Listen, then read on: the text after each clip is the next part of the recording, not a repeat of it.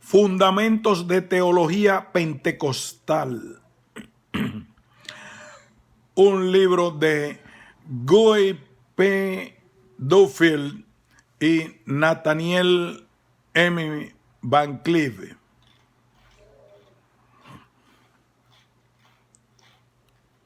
Introducción.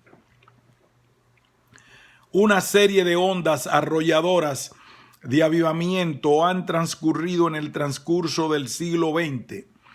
Se han identificado por lo menos 4 tiempos de refrigerio de la presencia del Señor que han sido manifestados en esta era, y todos 4 parecen tener 2 cosas en común.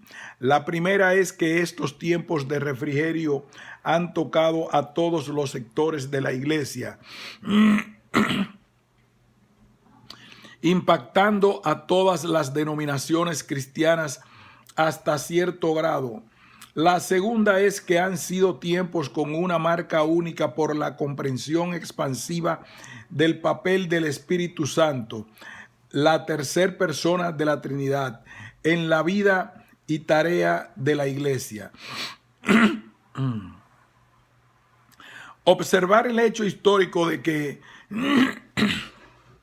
el avivamiento que usó Dios para introducir la sucesión de avivamientos lleve su propio nombre, Pentecostés, el cual viene desde el nacimiento de la iglesia misma. No es ni sectarismo ni autoprovecho para cualquier creyente pentecostal.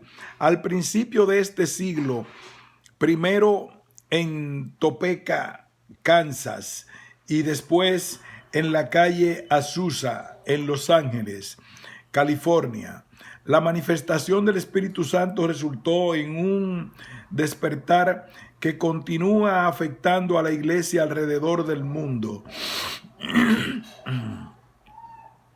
Lo que hizo Dios por medio de Lutero para recuperar el mensaje de salvación, y por medio de Wesley para recuperar el mensaje de una vida santa y de servicio. Dios también lo hizo por medio del primer avivamiento pentecostal para recuperar la dinámica del poder y los dones del Espíritu Santo en la iglesia.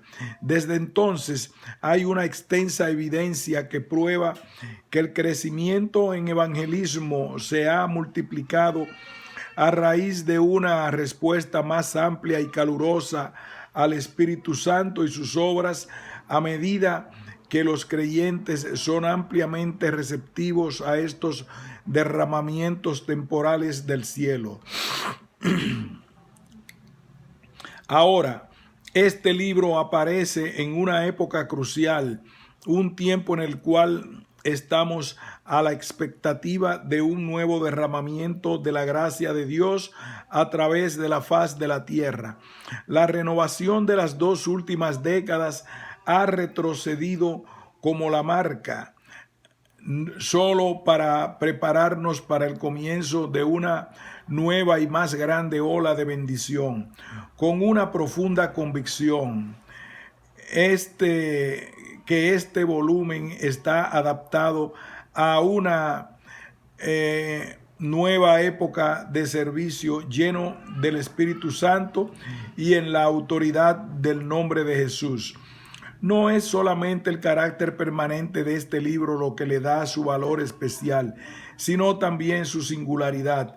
En un libro singular y digno de atención que me produce un gran gozo al requerirse de mi parte presentarlo y recomendarlo a toda la iglesia. Comenzó por una sugerencia personal cuando yo era presidente del Life Pacific College en Los Ángeles. Tener ahora el manuscrito en mis manos es emocionante, no solo por la confianza que tengo en su contenido, sino por saber que hemos capturado la riqueza de toda una vida de 2 eruditos. Es difícil encontrar un libro de estudio doctrinal tan completo y funcional dentro del movimiento pentecostal. Esto no quiere decir que no refleje el trabajo de otros autores o que sea un trabajo concluyente. Sin embargo, existe una distinción especial: la unión de dos eruditos y predicadores extraordinarios para la creación de un libro doctrinal profundo, práctico y de fuente de referencia autoritaria. Primero, la erudición por la cual ambos, Guy Duffield y Nathaniel Van Cliff, han sido conocidos, presta una profundidad total a este trabajo que se comprueba por su contenido y tamaño. Cada autor tiene un récord impecable de fidelidad a la palabra y a la doctrina en el ministerio público por más de medio siglo. Segundo, las realidades inmóviles de la verdad eterna han llegado a través de la pluma de estos escritores con pureza y poder y han sido verificadas a través de décadas de estudio y ministerio. Estos son hombres de confianza que manejan la palabra de Dios con honestidad y que por la manifestación de la verdad se encomiendan a la conciencia de cada hombre en la presencia de Dios. Además de que los ministerios de los autores han sido marcados por una tarea efectiva en la predicación y en el pastorado. Este libro promete mucho para todos los obreros cristianos. Es un libro de teología sistemática, escrito de tal manera que se adapta inmediatamente para nutrir al rebaño de Dios. Ambos hombres se han distinguido individualmente como pastores, predicadores, profesores universitarios, conferencistas y autores. Tal concentración de entrenamiento y experiencia fluyendo a través de hombres de carácter y fe garantiza la expectativa más grande para el lector o estudiante al tomar este volumen en sus manos. Tal expectativa será justificada y confirmada. El título de este volumen ha sido escogido concienzudamente, respondiendo a necesidades específicas, fundamentos, porque vivimos en una cultura filosóficamente relativista que ha perdido los lazos de unión con lo absoluto e inquebrantable.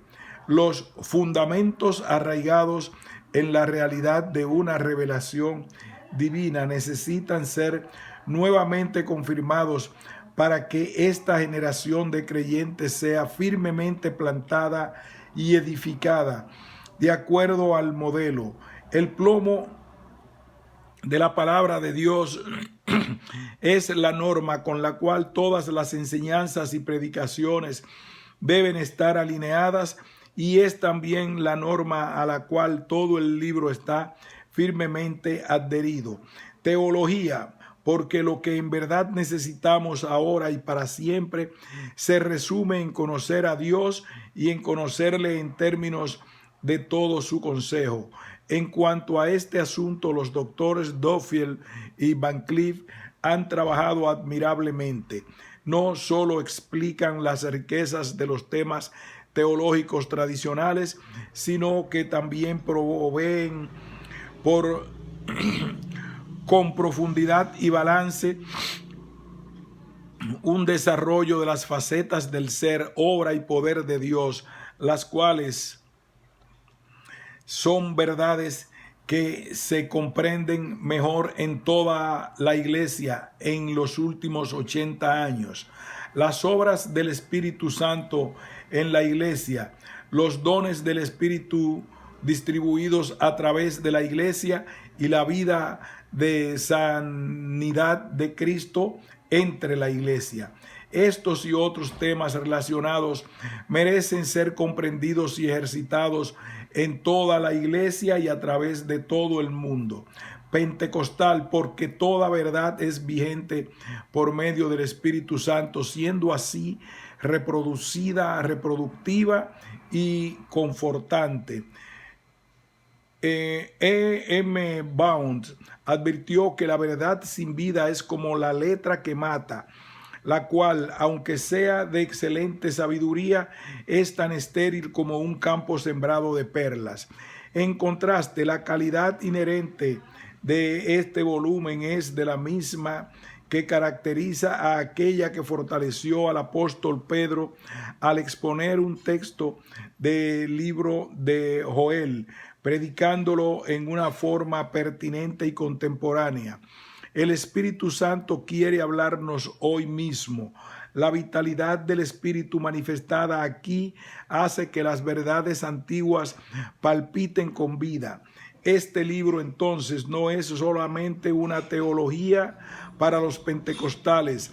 La calidad pentecostal no toma fuerza en un movimiento de menos de un siglo de existencia, sino del Espíritu, el cual trajo y dio a luz a la iglesia aquel día por ese nombre. Aquí encontramos una verdad para el cuerpo de Cristo, la cual causará la predicación de la palabra que salva y la enseña, de sanas palabras que glorifican a nuestro Señor Jesucristo y edifican a su pueblo. Jack W. Hayford. The Church of the Way, la iglesia en el camino. Van Nuys, California, 10 de agosto de 1983. Prefacio de los autores. De acuerdo al World Christian Encyclopedia, editada por David B. Barrett y publicado en 1982 por la imprenta de la Universidad de Oxford en 1980, había más de 51 millones de cristianos pentecostales a través del mundo.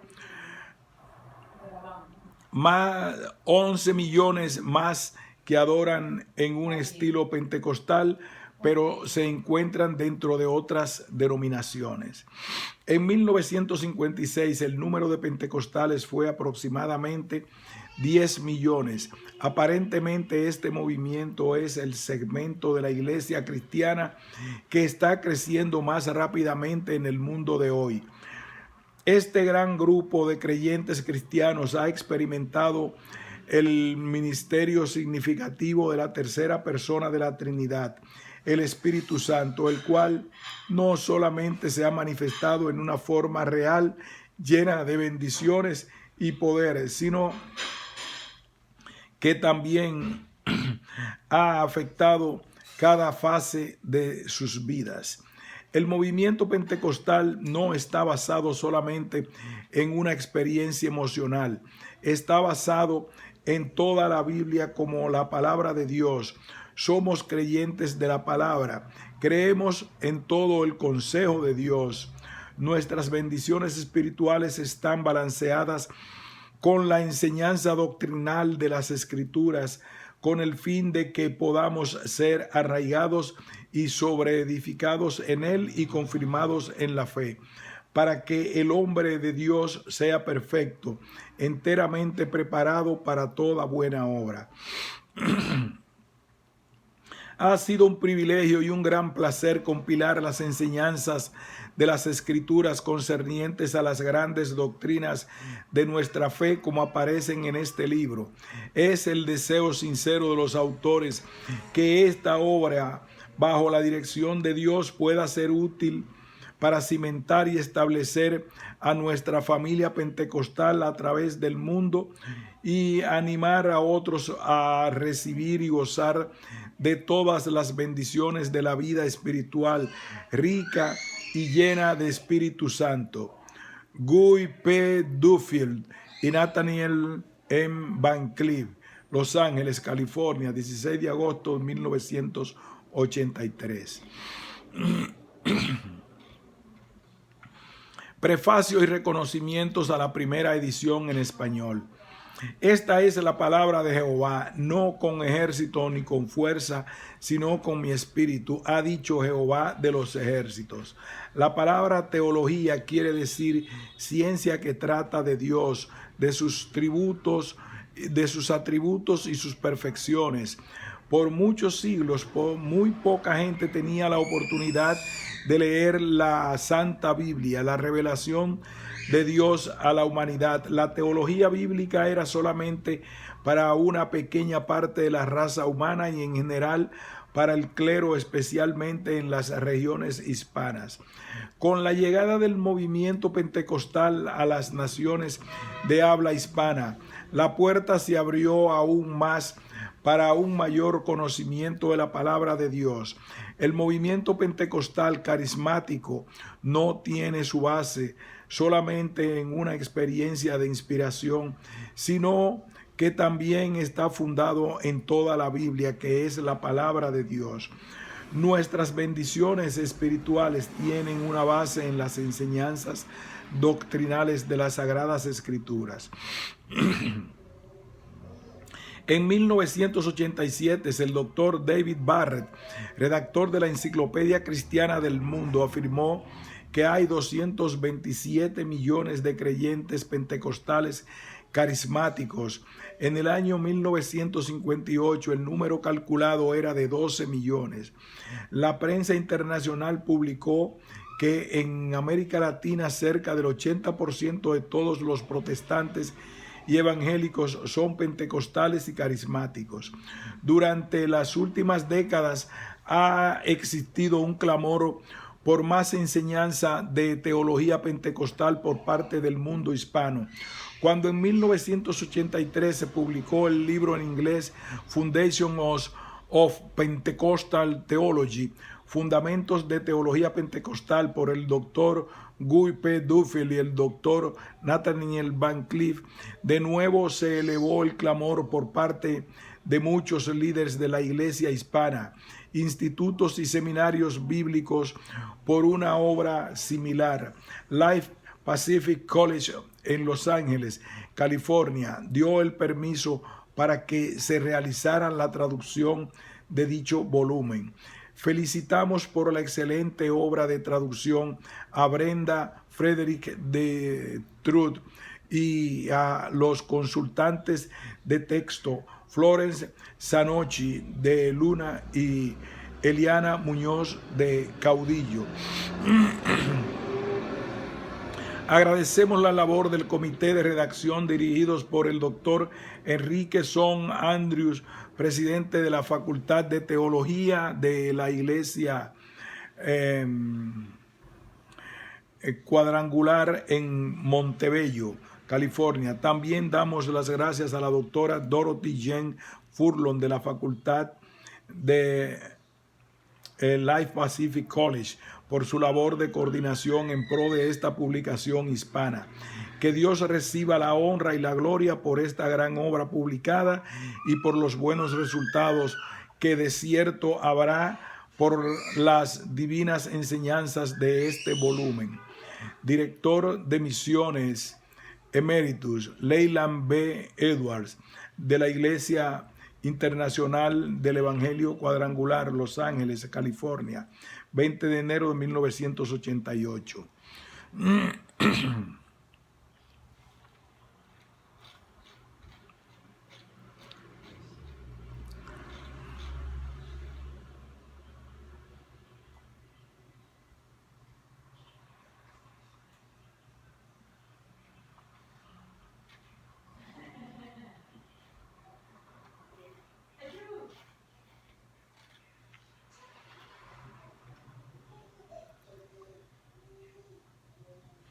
Los escritores de las Escrituras. La Biblia es un libro, pero también es una compilación de muchos libros escritos por no menos de 40 diferentes autores a través de un periodo de no menos de 1500 años. Muchos de los autores nunca se conocieron. Sin embargo, la unidad y continuidad de los libros es tan aparente que es fácil pensar que la Biblia tuvo un solo autor, Dios mismo. De los 66 diferentes libros de la Biblia, los autores de 55 son fácilmente identificados por tradición e historia. Los 11 libros de los cuales los autores son desconocidos son Jueces, Ruth 1 y 2, de Samuel 1 y 2, de Reyes 1 y 2, de Crónicas, Esther, Job y Hebreos. Algunos libros tales como Génesis, Jueces 1 y 2, de Reyes 1 y 2, de Crónicas, cubren periodos tan largos de la historia que es posible que sean colecciones de antiguos archivos que han sido reunidos y editados hacia el final del período descrito en el libro por algún individuo elegido por Dios.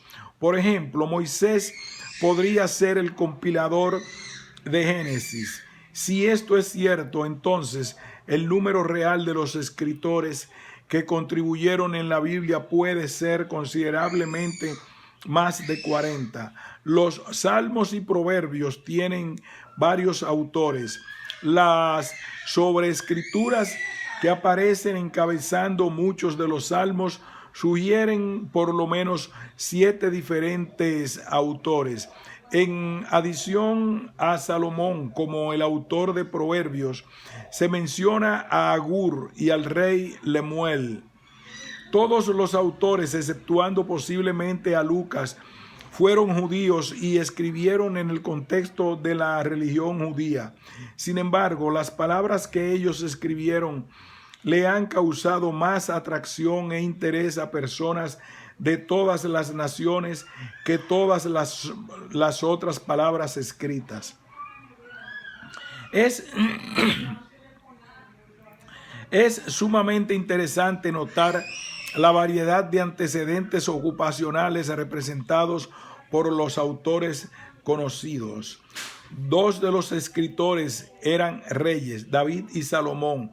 2 eran sacerdotes, Jeremías y Ezequiel. Lucas era un médico. 2 eran pescadores, Pedro y Juan.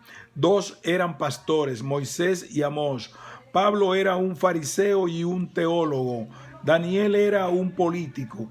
Mateo era un recaudador de impuestos. Josué era un soldado. Esdra era un escriba. Nehemías era un mayordomo. Los antecedentes y las ocupaciones de los otros son en su mayoría desconocidas. El canon de las escrituras. La palabra canon viene del griego canon, que quiere decir una caña o vara de medir y significa una regla, una norma. De aquí que el canon de la Biblia consiste de esos libros considerados dignos de ser incluidos en la Sagrada Escritura. De acuerdo con los autores Selby y West, la canonización fue el resultado de un desarrollo de siglos de duración, por medio del cual aquellos libros que se mostraron útiles para la fe y alabanza fueron elevados a un panel más decisivo. Quiere decir que el canon estaba determinado no tanto por decreto rabino o de la iglesia como por el mérito de cada libro por separado y su recibimiento por la comunidad por la inspiración y edificación ofrecida. Otro autor lo expresa de esta manera: los diferentes libros poseían y ejercían autoridad divina mucho antes de que los hombres hicieran pronunciamientos al respecto. Los concilios eclesiásticos no les dieron a los libros su autoridad divina, sino simplemente reconocieron que la tenían y que la ejercían. El canon del Antiguo Testamento. Cualquier consideración acerca del momento exacto en que se cerró el canon del Antiguo Testamento lleva a una variedad de opiniones entre los literatos bíblicos. El Antiguo Testamento no dice nada al respecto. Sin embargo, sí da muchas sugerencias acerca de los comienzos de la escritura de las leyes de Dios para que pudieran ser guardadas por la gente. El capítulo 17 de Éxodo narra la victoria de los hijos de Israel sobre Amalek mientras las manos de Moisés eran sostenidas en alto delante del Señor. Y el versículo 14 dice: y Jehová dijo a Moisés, escribe esto para memoria en un libro y di a Josué. Éxodo 24, 3, 4 registra la escritura de las palabras y los juicios de Dios. Y Moisés vino y contó al pueblo todas las palabras de Jehová y todas las leyes. Y todo el pueblo respondió a una voz y dijo: haremos todas las palabras que Jehová ha dicho. Y Moisés escribió todas las palabras de Jehová. El capítulo 31 del Deuteronomio narra la escritura de la ley por Moisés, que debía ser guardada y leída a la gente cada 7 años.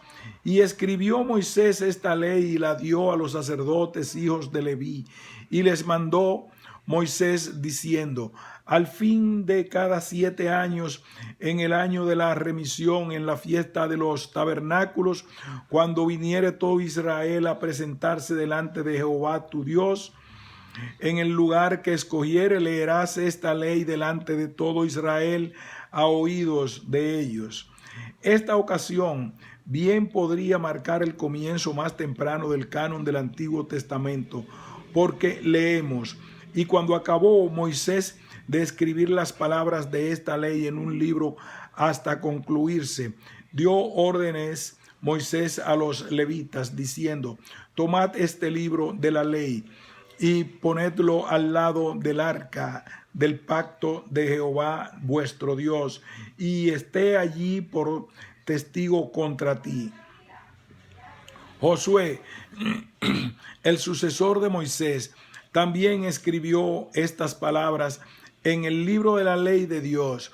Samuel registró algunos eventos de su época en un libro. Leemos: Samuel recitó luego al pueblo las leyes del reino y las escribió en un libro, el cual guardó delante de Jehová. Los profetas en tiempos posteriores se ocuparon en escribir libros.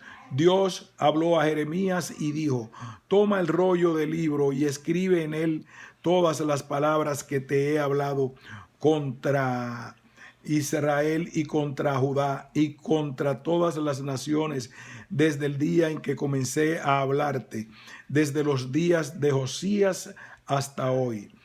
Jeremías 36:2. Generaciones posteriores se encuentran consultando las escrituras de sus predecesores. Daniel buscó en los libros y encontró que el profeta Jeremías limitó a 70 años la duración de la desolación de Jerusalén.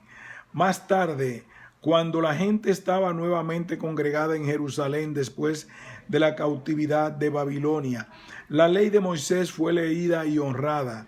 Durante el reino de Josías en Judá, el libro de la ley de Jehová que había sido perdido fue hallado.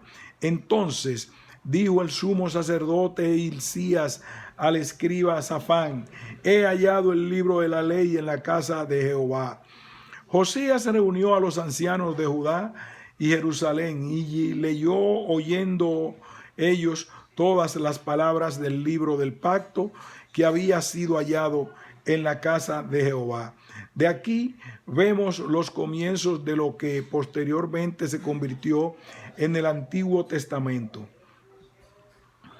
En su artículo de la International Standard Bible Encyclopedia, Enciclopedia Internacional Normativa de la Biblia, George L. Robinson, después de una cuidadosa consideración de las posibles evidencias, concluye siguiendo la triple división del Antiguo Testamento en el hebreo, que los libros de la ley fueron reconocidos como canónicos durante la época de Esdras, Robinson también concluye que los profetas fueron reconocidos como tales algún tiempo después, alrededor de 200 de nuestra era, y que los escritos recibieron autoridad alrededor del 100 antes de Cristo. Robinson no dice que haya tres cánones separados, pero que había tres clases separadas de escritos, los cuales entre 450 a.C. y 100 a.C. se sostenían sobre distintas bases sin duda alguna y solo gradualmente llegaron a tener autoridad.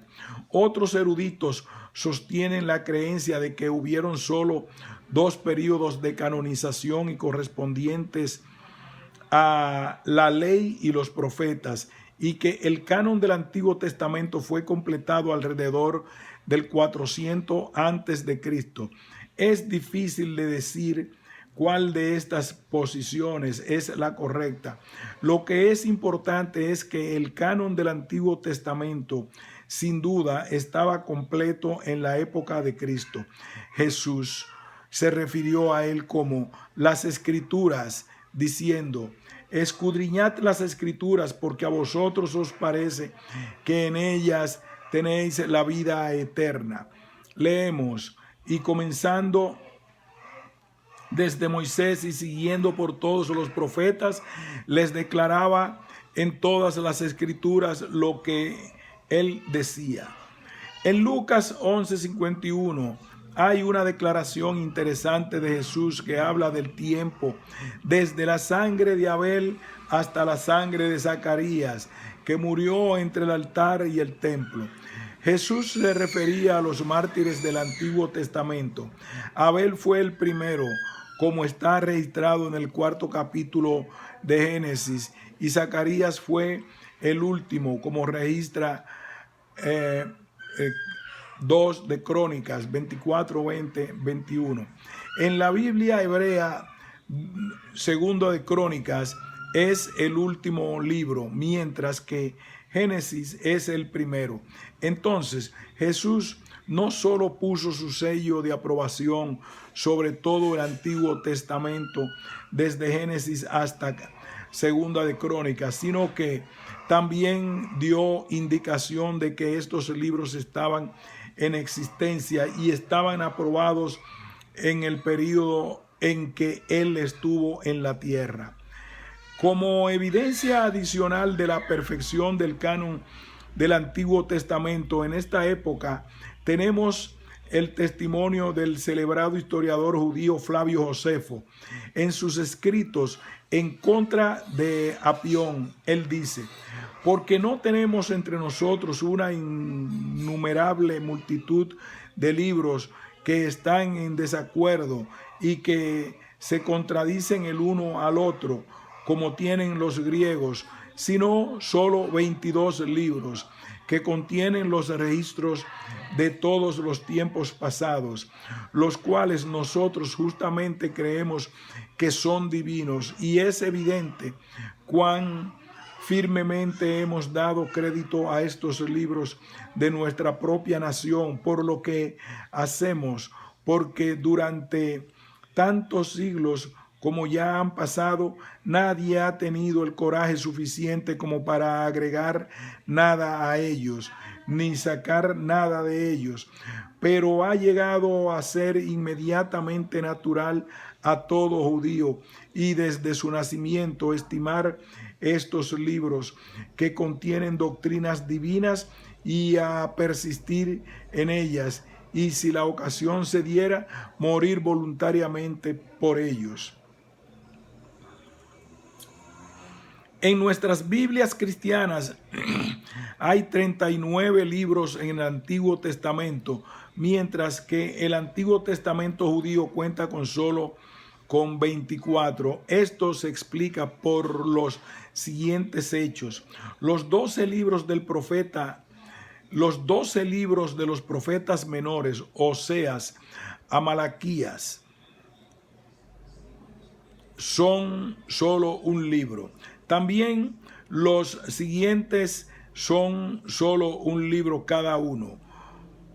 1 y 2 de Samuel, 1 y 2 de Reyes, 1 y 2 Crónicas, Esdras y Nehemías. De modo que, aunque no hay diferencia en las palabras, el Antiguo Testamento hebreo lista 9 títulos menos. Josefo contó 22, porque él unió Ruth con Jueces y Lamentaciones con Jeremías. B. El apócrifo. La palabra apócrifo se usa comúnmente cuando se habla de los libros apócrifos y se refiere a los 14 libros que han sido agregados al Antiguo Testamento y que son sostenidos como parte del canon sagrado, particularmente por la Iglesia Católica Romana. Los protestantes generalmente no los incluyen en la Biblia. La palabra literalmente ha llegado a significar escondido u oculto. La Septuaginta, la traducción al griego del Antiguo Testamento hecho entre 280 a.C. y 180 a.C., contiene los libros apócrifos. Jerónimo los incluyó en la Vulgata, su traducción latina del Antiguo Testamento. Estos libros no forman parte de la Biblia hebrea. Los reformadores fueron ampliamente responsables por la eliminación del apócrifo de la Biblia porque contienen cosas que son inconsistentes con la doctrina protestante, las doctrinas de oración por los muertos y la intercesión a los santos. Los siguientes son los 14 libros del apócrifo. A veces se encuentran dispersos a través del Antiguo Testamento y a veces aparecen escritos al final del Antiguo Testamento. 1. Esdras, 2. Esdras, Tobías, Judith, adiciones al libro de Esther, la sabiduría de Salomón, Eclesiástico, Baruch, con la epístola de Jeremías, la canción de los tres santos, niños, la historia de Susana, Bel y el dragón, la oración de Manasés, 1 de Macabeos, 2 de Macabeos, aunque partes de casi todos los libros del Antiguo Testamento están citados o se refiere a ellos directamente en el canon del Nuevo Testamento, no existe ninguna cita o referencia a ninguno de los libros apócrifos. C. El canon del Nuevo Testamento. Es mucho más fácil trazar las canonizaciones de los 27 libros del Nuevo Testamento que del Antiguo Testamento. Hay mucha más evidencia disponible. Los libros del Nuevo Testamento fueron escritos durante la última mitad del primer siglo después de Cristo. La recientemente formada Iglesia cristiana tenía las escrituras del Antiguo Testamento como base para su fe, pero en adición a esto se le dio gran importancia a las palabras de Cristo y a las enseñanzas de los apóstoles, de manera que no pasó mucho tiempo antes de que los evangelios comenzaran a ser puestos a la par con el Antiguo Testamento. La autoridad de los apóstoles es completamente confirmada. Juan declara: lo que hemos visto y oído, eso os anunciamos. Pedro dice que ellos hablan habiendo visto con nuestros propios ojos su majestad. Y de los primeros creyentes leemos: y perseveraban en la doctrina de los apóstoles.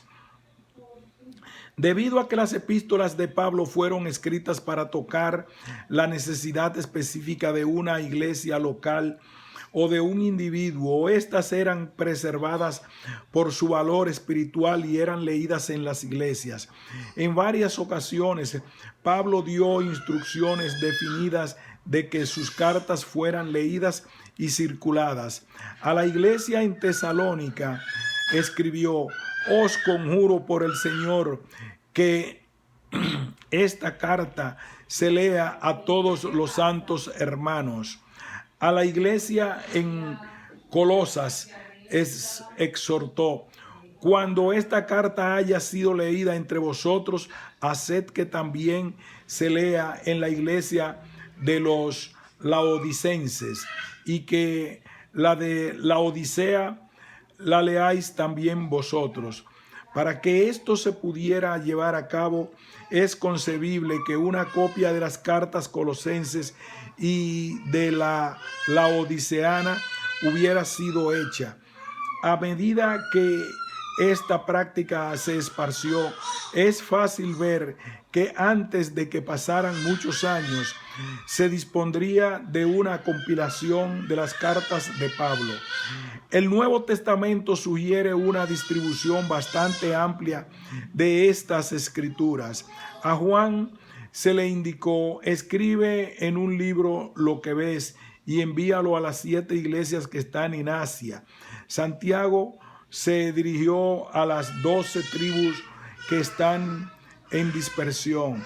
La primera epístola de Pedro fue escrita a los expatriados en la dispersión en el Ponto, Galicia, Capadocia, Asia y Bitinia.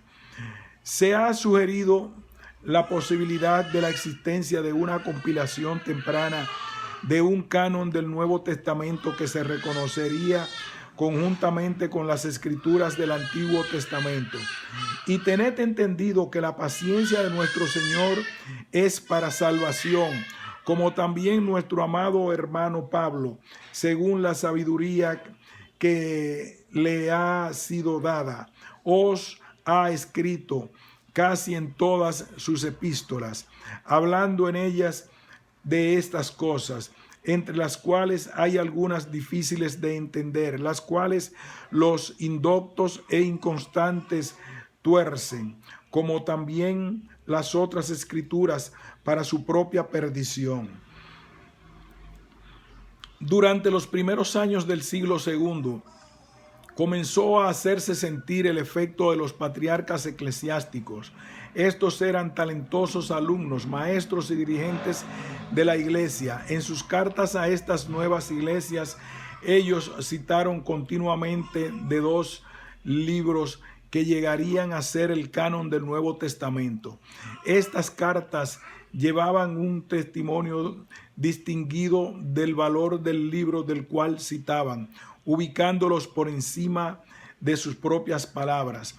Por extraño que parezca, el agnóstico Marción, un notable hereje, fue usado para inspirar el reconocimiento de algunos de los libros del Nuevo Testamento, particularmente las epístolas de Pablo. Marción compiló su propio canon, que incluía el Evangelio según Lucas y 10 de las epístolas paulinas. Marción rechazó las epístolas pastorales, Hebreos, Marcos, Juan, Hechos, las epístolas generales y Apocalipsis. Sus acciones trajeron como consecuencia mucha crítica y un estudio más profundo de esos libros que él rechazó. Para fines del siglo II, todos menos 7 de los 27 libros del Nuevo Testamento fueron reconocidos como canónicos.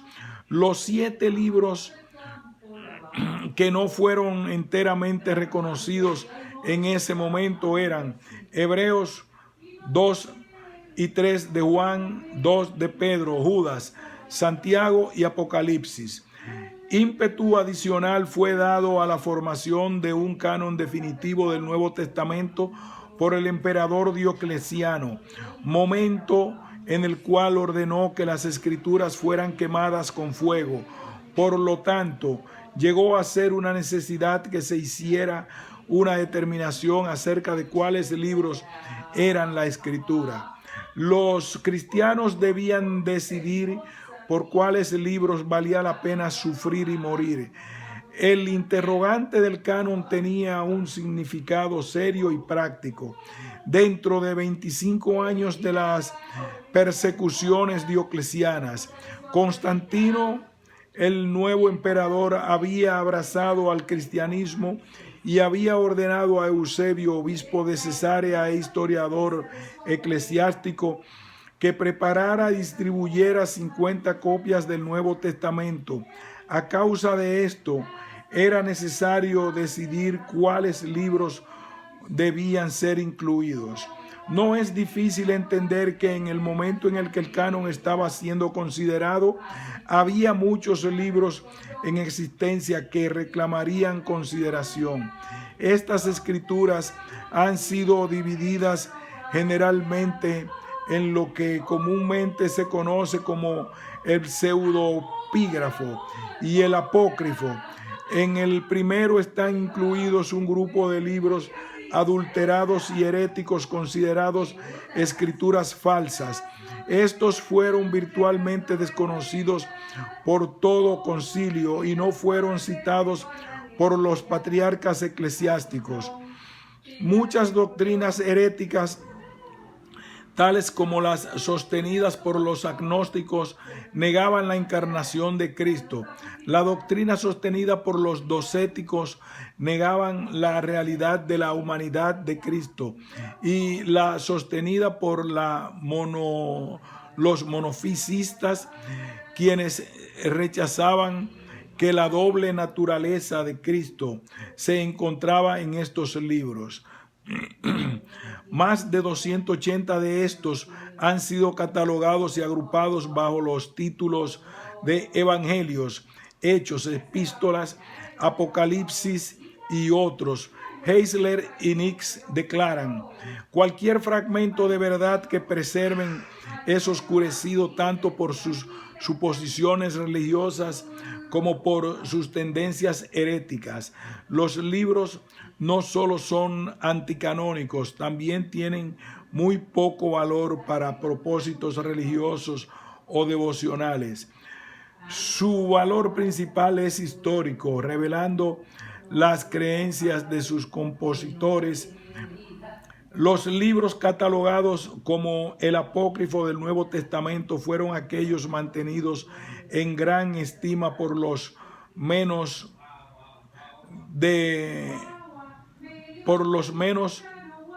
por al menos uno de los patriarcas, aunque contienen mucha información útil respecto a la historia de la iglesia primitiva. Nunca han sido aceptados en el canon del Nuevo Testamento. Algunos de los más populares son la epístola de Bernabé, la epístola a los Corintios, el pastor Hermas, la Didaje, enseñanza de los 12, epístolas de Laodiceos, aproximadamente siglo IV, la epístola de Policarpio y a los filipenses, y las 7 epístolas de Ignacio.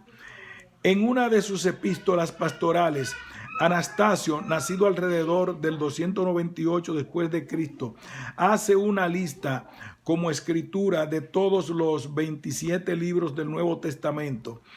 En el tercer concilio de Cartago, las iglesias cristianas establecieron la forma final del canon del Nuevo Testamento. De este modo, para fines del siglo IV, todos los 27 libros habían sido recibidos. De esta manera, Heisler y Nix concluyen: una vez que las discusiones resultaron en el reconocimiento de los 27 libros canónicos del Nuevo Testamento, no han habido más movimientos en el cristianismo para agregar o quitar nada de él. Las pruebas utilizadas para determinar canonicidad. Los siguientes principios fueron utilizados para determinar la ubicación de un libro en el canon. Apostolicidad. ¿Fue el libro escrito por un apóstol o por una persona cercanamente relacionada con los apóstoles? Esta pregunta fue especialmente importante con relación a Marcos, Lucas, Hechos y Hebreos. La razón es que Marcos y Lucas no estaban entre los 12 originales y el escritor de Hebreos era desconocido. Contenido espiritual. El libro estaba siendo leído en las iglesias y sus contenidos probaban ser un medio de edificación espiritual. Esta era una prueba muy práctica.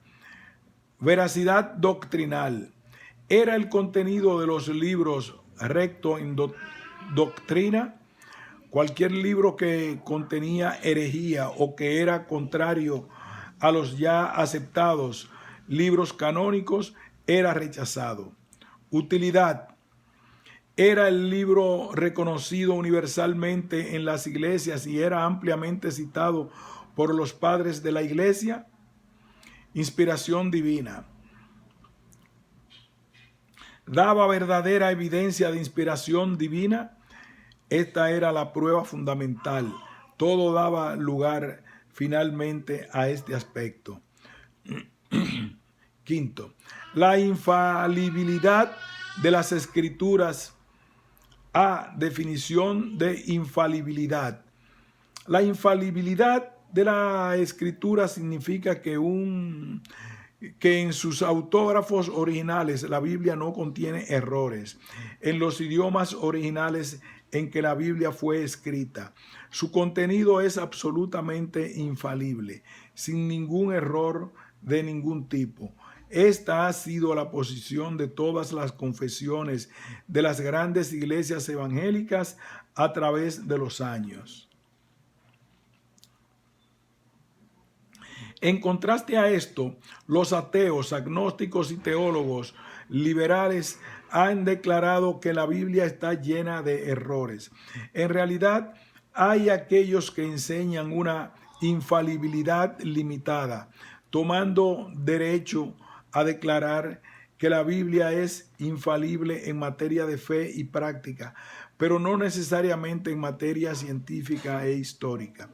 El problema con esta posición es que ¿quién va a decidir cuál es la verdad y cuál no la es?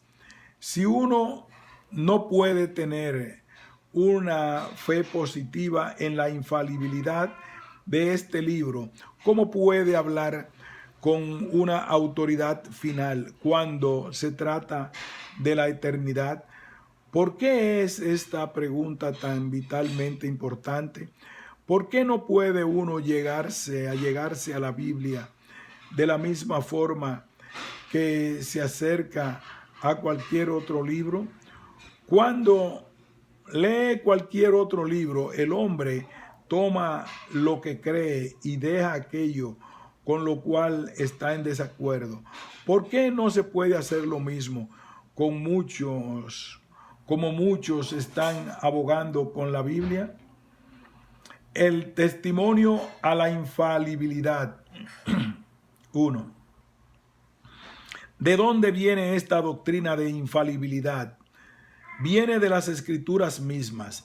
Ellas declaran ser inspiradas por Dios. Toda la Escritura es inspirada por Dios, porque nunca la profecía fue traída por voluntad humana, sino que los santos hombres de Dios hablaron siendo inspirados por el Espíritu Santo. Escritores del Antiguo Testamento. Los escritores del Antiguo Testamento son sumamente explícitos en declarar que estaban hablando la palabra de Dios. Ellos dicen 3,808 veces estar transmitiendo las exactas palabras de Dios. Moisés declaró: no añadiréis a la palabra que yo os mando, ni disminuiréis de ella. El salmista clamó: la ley de Jehová es perfecta, y el testimonio de Jehová es fiel. Samuel declaró: el Espíritu de Jehová ha hablado por mí, y su palabra ha estado en mi lengua. Isaías escribió: oíd, cielos, y escucha tu tierra, porque habla Jehová. Jeremías cita las palabras que Dios le habló: dirás todo lo que te mandé. He aquí, he puesto mis palabras en tu boca. Ezequiel dice de su comisión: Les hablarás pues mis palabras y habla a ellos con mis palabras. Cada uno y todos estos declaran que hablaban las palabras de Dios. De este modo, el Antiguo Testamento testifica respecto de sí mismo. Escritores del Nuevo Testamento. Los escritores del Nuevo Testamento también testifican del hecho de que era Dios quien hablaba en el Antiguo Testamento. En los evangelios. Todo esto aconteció para que se cumpliese lo dicho por el Señor por medio del profeta, como habló por boca de los santos profetas que fueron desde el principio. Porque él mismo David dijo que dijo por él el Espíritu Santo en las epístolas. Los apóstoles también dieron su testimonio de la perfección de las escrituras del Antiguo Testamento. Pablo dijo de la ley que era santa y el mandamiento santo, justo y bueno. El escritor de Hebreos consideraba a la palabra de Dios como viva y eficaz, llegando aún a juzgar hasta nuestros sentimientos y más profundos pensamientos. Santiago describe la palabra como la perfecta ley de la libertad. Él consideró su completa autoridad cuando produjo esta advertencia. ¿O pensáis que la Escritura dice en vano? Juan trae a un cierre la revelación escrita con estas palabras. Yo testifico a todo aquel que oye las palabras de la profecía de este libro. Si alguno añadiere a estas cosas, Dios traerá sobre él las plagas que están escritas en este libro. Y si alguno quitare de las palabras del libro de esta profecía, Dios quitará su parte del libro de la vida y de la santa ciudad y de las cosas que están escritas en este libro.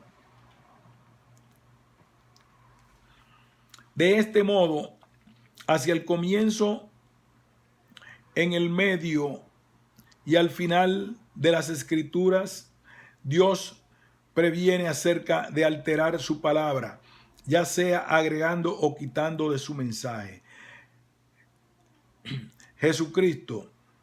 Jesús mismo dio testimonio de la Escritura. Cristo confirmó específicamente todo el Antiguo Testamento. Él no encontró ni un solo error ni una inconsistencia en él. Continuamente basó sus argumentos y exhortaciones en él.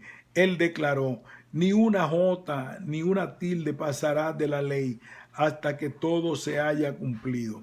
Discutiendo solo una palabra con los judíos, él dijo: la escritura no puede ser quebrantada.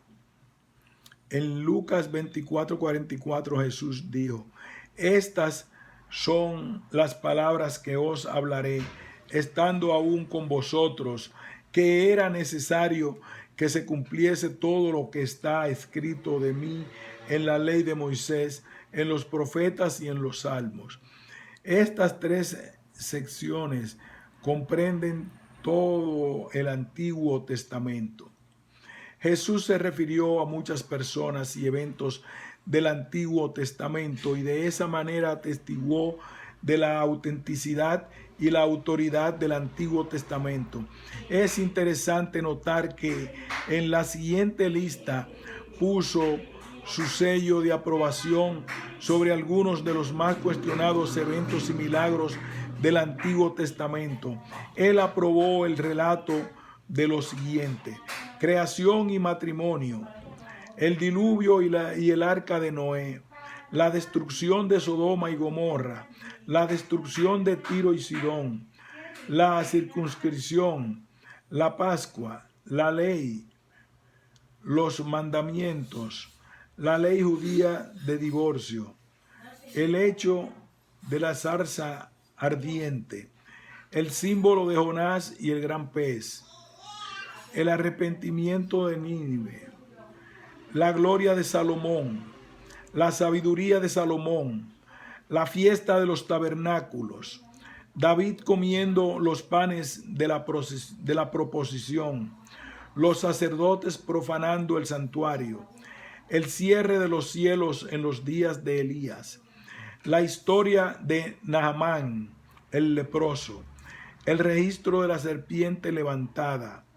el asesinato de Abel y Zacarías, la misión de Mesías, la misión de Juan el Bautista, la misión de Elías, Daniel y su gran profecía. La Biblia, una original revelación de verdad. La Biblia es una revelación de verdades acerca de las cuales el hombre puede conocer solo por lo que ella dice. El hombre se pregunta, ¿quién soy yo? ¿De dónde vengo? ¿A dónde voy? ¿Qué de la inmortalidad, el cielo, el infierno, el juicio y la eternidad? ¿Qué sabe el hombre? ¿Qué puede saber aparte de la Biblia? Muchos están virtualmente haciendo su propio Dios. ¿De qué sirve un Dios que el hombre mismo puede hacer? El hombre no lo necesita. Si lo puede crear, entonces el hombre es mayor que su Dios y por lo tanto no lo necesita. Ninguna persona ni ninguna nación ha revelado jamás un Dios como el Dios de las Sagradas Escrituras. Schaeffer dice que la Biblia es infinita porque encierra verdades respecto a un Dios infinito, una santidad infinita, pecado infinito y una redención infinita. Parece probarse infinita porque ninguna mente humana ha comprendido enteramente su mensaje o ha medido sus valores. El creyente no está avergonzado en lo más mínimo por no poder explicar todo acerca de Dios. Dios no sería Dios si esto fuera posible. Uno nunca alaba aquello que entiende. Es solo cuando llega la más allá del dominio de su propia comprensión que inclina su cabeza y alza sus manos en alabanza. ¿Quién es Jesús? ¿Cómo es Él? ¿Puede hacer algo por el alma humana? ¿Tiene alguna cosa vital para comunicarle a la humanidad? ¿El bienestar eterno del alma del hombre depende realmente de Él? Algunos abogarían porque no nos preocupemos de la infalibilidad de la Biblia. Solo seguimos a Jesús. Algunos maestros liberales han dicho, Cristo solo es la palabra de Dios. Creemos sin reservas en la palabra de Dios, pero es Cristo solo quien es la palabra. Esto suena muy piadoso, pero ¿qué conoce el hombre acerca de Jesús? Aparte de lo revelado en la Biblia, nuestra entera fuente de información acerca de Él está en este libro. Si uno no puede depender de la palabra para información acerca de todas otras cosas, entonces, ¿cómo uno puede estar seguro de que es correcta en lo que dice de Jesús? La Biblia es una revelación inalterable. Mucha de la incertidumbre e incredulidad de la Biblia ha venido de los llamados científicos, debido a que la infalibilidad de la Biblia está al nivel de los hechos observables. Está más propensa a los ataques de los escépticos e incrédulos literatos. La ciencia ha asumido un aura de autoridad y casi de infalibilidad. Muchos han hecho de ella un Dios virtual. La palabra ciencia significa simplemente conocimiento y no debe ser ni alabada ni temida. Lo significativo acerca de la ciencia es que constantemente está teniendo que cambiar sus conclusiones a medida que surgen nuevos sucesos. Textos científicos de años recientes en antigüedad están virtualmente fuera de actualidad, mientras que la Biblia no ha tenido que ser alterada ni en la más mínima manera después de miles de años desde que fue escrita. ¿Por qué ha de dudar uno de un libro que se ha sostenido a pesar de los siglos y a pesar de todos los ataques en su contra por ciencias que deben ser revisadas a menudo? La Biblia no es un texto de ciencias, pero nunca ha sido considerada como falsa en ningún hecho científico. El informe de Génesis sobre la creación todavía está en pie. La Biblia correcta moral y espiritualmente. Más importante que cualquier otra cosa, la Biblia es moral y espiritualmente correcta. No es en el dominio científico donde la Biblia muestra su mayor exactitud, sino en el dominio moral y espiritual. Meyer Perlman concluye su sección de bibliología con las palabras: las defensas intelectuales de la Biblia tienen su lugar, pero después de todo, el mejor argumento es el práctico. La Biblia ha funcionado, ha influenciado civilizaciones, ha transformado vidas, ha traído luz, inspiración y consuelo a millones, y su obra continúa. La Escritura declara: por lo cual también nosotros sin cesar damos gracias a Dios de que cuando recibisteis la palabra de Dios que oísteis de nosotros, la recibisteis no como palabra de hombres, sino según es en verdad la palabra de Dios, la cual actúa en vosotros los creyentes. La inspiración de las Escrituras. La Biblia es un libro sin errores e infalible, un libro de palabras, frases y oraciones que, como fue escrito originalmente, no contiene ningún error. Este libro fue escrito por el hombre caído, débil y pecador, el hombre con toda la posibilidad de entender mal, interpretar mal, con falta de memoria, aún con la posibilidad de maliciosa falsedad. Sin embargo, ha sido declarado que el libro que el hombre escribió no contiene ninguna evidencia de alguna de estas debilidades naturales. De hecho, se atreve a decir que lo que él escribió es perfectamente correcto, nada debe ser removido del registro. Pero no dejó de escribir todo lo que debía decir, nada debe agregársele. No es fácil creer que eso fue posible en un hombre de tan caída raza, pero esto fue logrado por más de 40 hombres diferentes que vivieron en un término de más de 1500 años. Muchos de ellos nunca se vieron o conversaron. Sin embargo, sus escrituras no tienen ningún desacuerdo. Solo un milagro de largo plazo podría hacer esto. ¿Cómo puede tal cosa ser posible? A través del misterio y milagro de inspiración divina. Definición de inspiración. La Biblia revela la fuente de su magnificencia. Toda escritura es inspirada por Dios. Esto no significa que Dios respiró dentro de cada uno de los escritores, sino que la palabra fue producida por el aliento creativo de Dios. La palabra griega en este pasaje, theopneustos, no significa inspirada por Dios. No tiene nada que ver con la inspiración, sino con el aliento de Dios. La escritura no es producto del soplo divino dentro de sus autores humanos, sino que es exhalada por Dios, inspirada por Dios. es el producto del aliento creativo de Dios. En una palabra, lo que declara este pasaje fundamental es simplemente que las Escrituras son un producto divino, sin duda, indicación de cómo Dios ha operado en producirlas.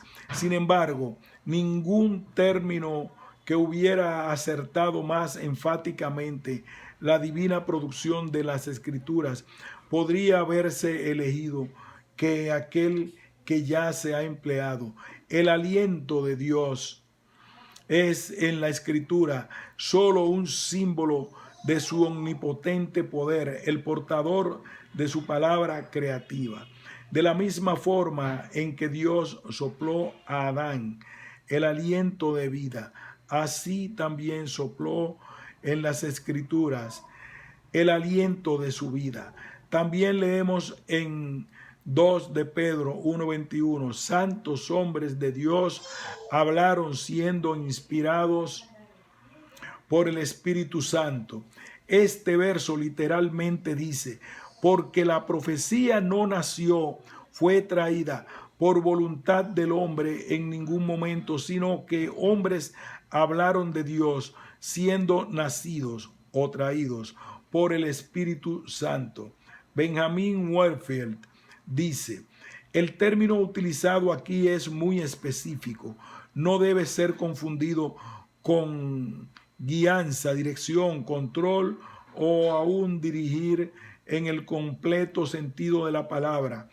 Este va más allá de todos esos términos, al asignar el efecto producido específicamente al agente activo. Lo cargado es levantado por el cargador y es transportado por el poder del cargador, no por sí mismo, hacia la meta del cargador, no del suyo propio. Los hombres que hablaron por Dios son entonces declarados aquí haber sido tomados por el Espíritu Santo y traídos por su poder a la meta elegida por Él. Lo que ellos hablaron bajo esta operación del Espíritu Santo eran cosas del Espíritu, no de los hombres. Distinción entre revelación, inspiración e iluminación. Es importante distinguir entre revelación, inspiración e iluminación. Revelación es ese acto de Dios por medio del cual Él comunica a la mente humana verdades que antes no conocía, verdades que de ninguna otra manera podrían ser conocidas. Inspiración tiene que ver con la comunicación de la verdad. Evans dice, la revelación descubre nuevas verdades, mientras que la inspiración supervisa la comunicación de esa verdad. Todo lo que hay en la Biblia no fue directamente revelado al hombre. En ella hay registros de historia y de muchas observaciones personales.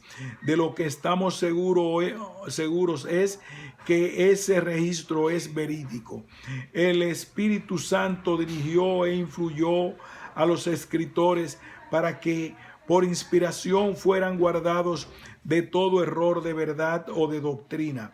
La Biblia registra los hechos y las palabras de Dios, del hombre y del diablo.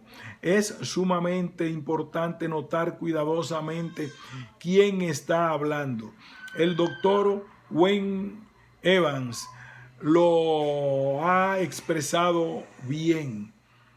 A pesar de que toda la Escritura es inspirada, no sella con autoridad divina cada oración que expresa como pronunciada por los hombres de quienes habla, ni tampoco marca con aprobación divina cada actuación narrada, ejecutada por aquellos con cuyas biografías trata.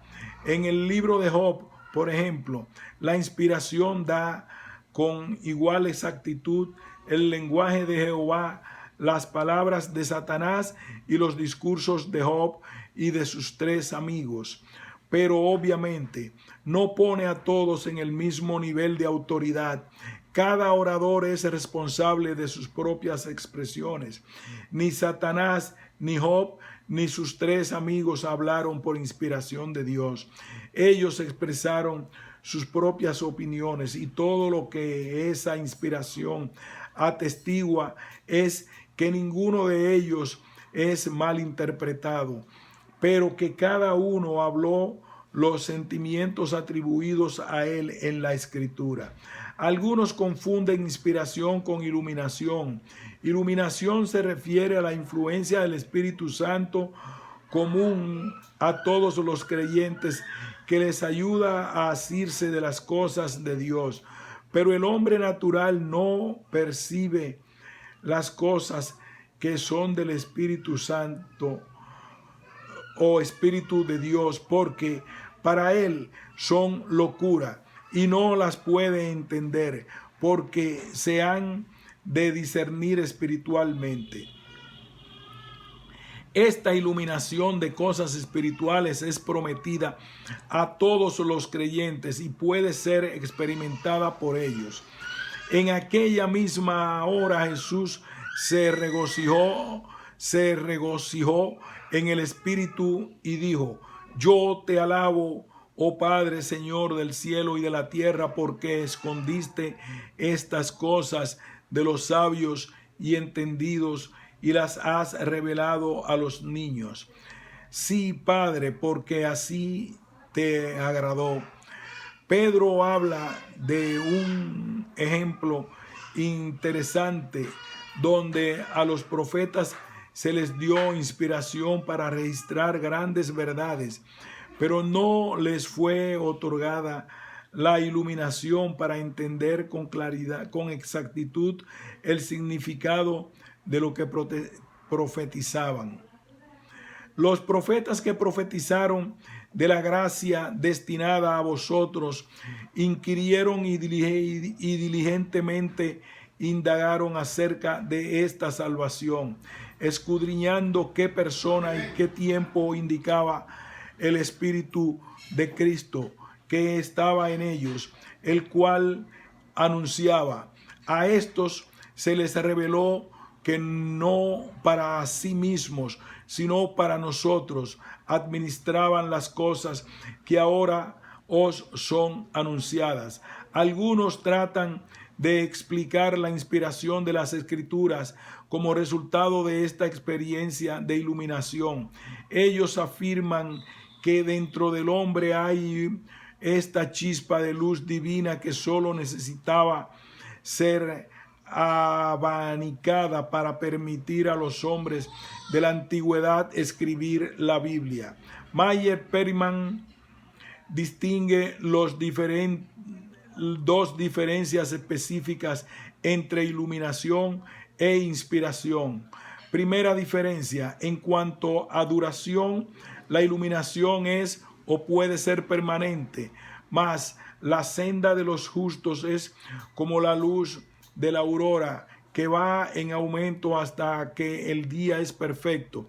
La unción que el creyente ha recibido del Santo habita en él, dice Juan, pero la unción que vosotros recibisteis de él permanece en vosotros y no tenéis necesidad de que nadie os enseñe, así como la unción misma os enseña todas las cosas y es verdadera y no es mentira, según ella os ha enseñado, permaneced en él. Por otra parte, la inspiración era intermitente. El profeta no profetizaba a voluntad propia, pero estaba sujeto a la voluntad del Espíritu, porque nunca la profecía fue traída por voluntad humana, declara Pedro, sino que los hombres santos hablaron siendo inspirados por el Espíritu Santo.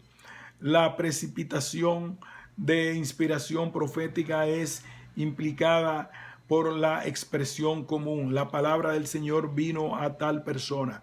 Una clara distinción es trazada entre los profetas verdaderos, quienes hablan solo a medida que llega a ellos la palabra de Dios, y los falsos profetas, quienes hablan el mensaje de su propia imaginación. Segunda diferencia, la iluminación admite graduación, la inspiración no la admite. La gente varía en cuanto al grado de su iluminación, algunos poseyendo más incentivo que otros, pero en el caso de inspiración, en el sentido de la Biblia, una persona es o no es inspirada. Punto. Continuaremos.